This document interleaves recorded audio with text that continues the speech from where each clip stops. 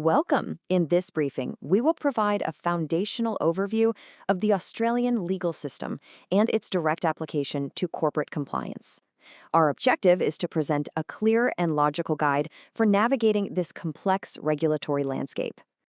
The Australian legal landscape is by its nature a complex web of laws, courts, and guiding principles. The purpose of this session is to provide a structured path through that complexity, moving from core legal concepts to their practical application in a business context. We have structured this briefing into 5 key sections. We will begin with Australia's overarching legal framework. We'll then examine the foundational types of law and the court system that interprets them. From there, we will shift to business practice, discussing the imperative for compliance and the frameworks organizations use to ensure it.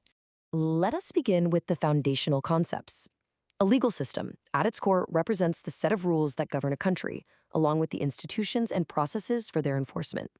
In Australia, this system establishes the standards for how government, businesses, and individuals are expected to operate. According to the source document, the Australian Legal Framework Live, our system is defined by 4 key features. First, a segregation of powers, meaning Parliament makes the laws while the courts interpret them. Second, an adversarial system, where 2 opposing parties present their case to an impartial adjudicator. Third, an observance of common law and the doctrine of precedent. And finally, the presumption of innocence in all criminal proceedings.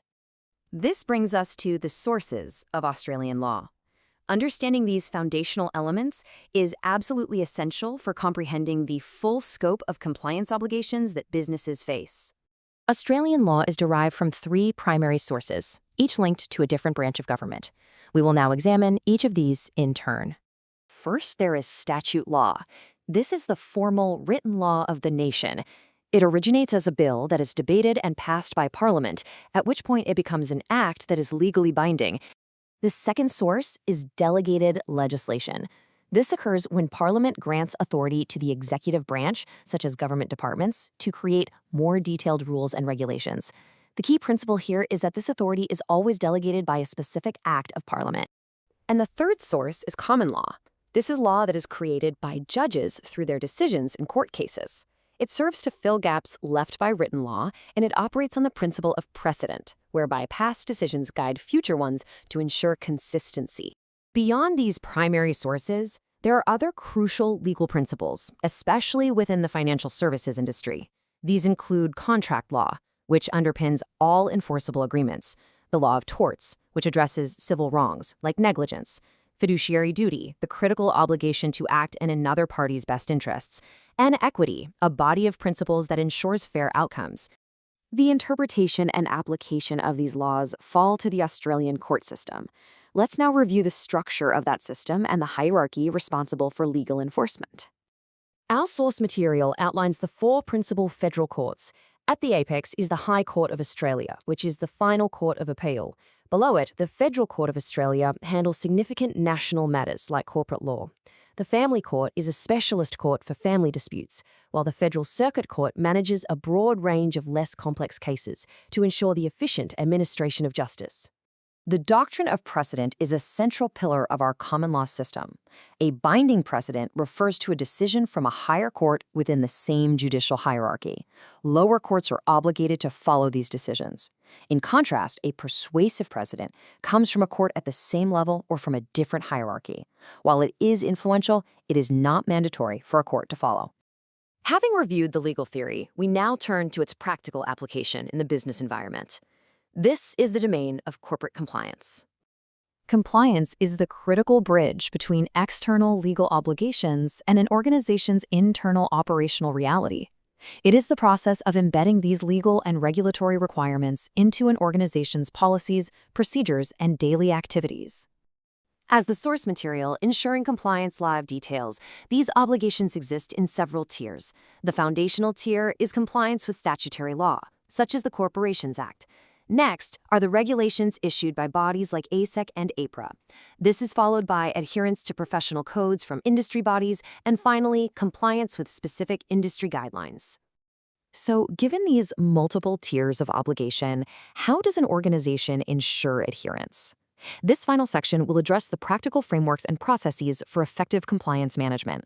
In Australia, a robust compliance management framework is typically based on Australian standard AS 3806. This standard provides a recognized best practice structure for developing, implementing, and maintaining an effective compliance program. The development of these procedures follows a structured process. First, a team with deep operational knowledge is assembled. Second, current processes are defined and documented to establish a baseline. Third, risk exposures are analyzed and corrective controls are developed. And finally, this culminates in a formal, written compliance plan detailing all obligations and responsibilities. Within any compliance framework, it is vital to distinguish between auditing and monitoring. Auditing is a periodic and objective test of past transactions and outputs to verify compliance. In contrast, monitoring is a routine and continuous analysis of business processes directed by management to assess ongoing performance. The source material identifies four main types of internal audits. An operational audit critiques operational methods and controls. A compliance audit assesses adherence to laws and policies. A financial audit verifies the accuracy of financial records. And finally, an investigative audit is initiated to address specific allegations of misconduct. A key takeaway from the source material is the principle that compliance lives in operations. This highlights a critical concept. Effective compliance cannot be siloed within a separate department. It must be fully integrated into the core, day-to-day operations of the business to be successful. And this leads to our final and perhaps most critical consideration. The legislative and regulatory environment is not static.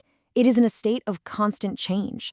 The ultimate challenge for any organization, therefore, is not merely to establish a compliance framework, but to ensure it is a dynamic system capable of evolving. How is this achieved? That remains the key strategic question.